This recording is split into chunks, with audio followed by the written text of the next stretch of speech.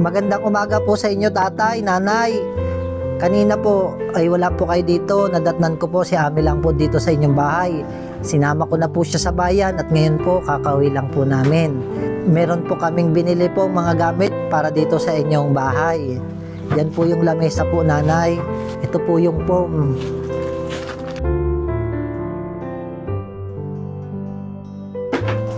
Apat para pag dumating dito Robin. Maraming salamat po. Masaya po kayo? Masaya nga talaga. Masaya. Maraming salamat. Yan. Oh, yeah. Bumili po kami ni tatay ng 2 Durabox para sa inyo Opo. at para po kay Ami. Sa nagbigay. Ayan. Malait siya.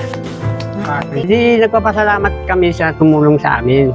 Hindi naman namin inaasahan na may tutulong. Yan pala ay ang Diyos ay gumawa ng mabuti at tinulungan kami.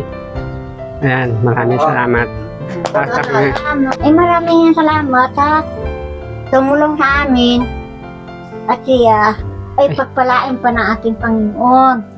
Maraming salamat po sa nag-sponsor na magpadala po ng tulong. Sa buong buhay namin, ay ngayon lang kami nagkaroon ng gamit ng mga yan at bahay.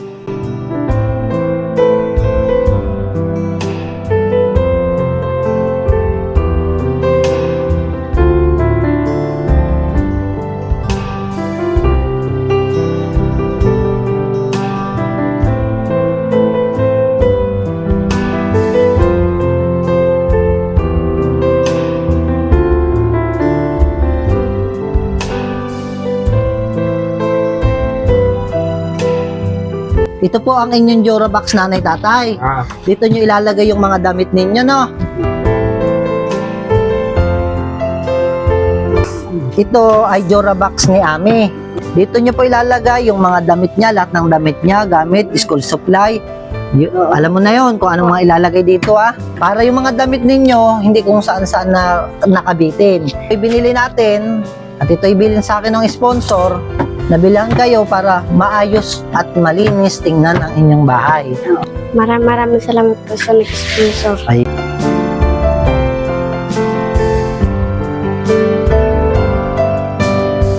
Maraming salamat po dahil may lagyan na po akong damit at maganda na po ang aming bahay.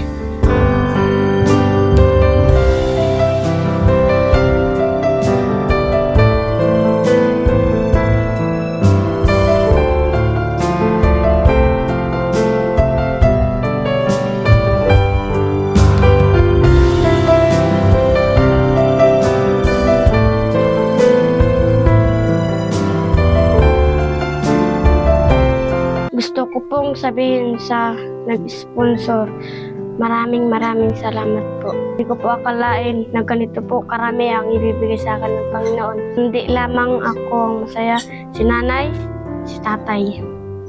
Masaya ka ba, tatay? Masaya. Ikaw, nanay, masaya ka? Kaya din, ngayon na ang ako nagkaroon ng ganyan. Ito pong bahay at gamit, iingatan po namin. Hindi na po kami mahirapan dahil po may bagong bahay na po kami at mga gamit. Tatay, nanay, sabi ko po sa inyo, lagi po tayong mag-pray para matulungan po tayo ng Panginoon. Ito na po ang sagot ng Panginoon sa ating panalangin.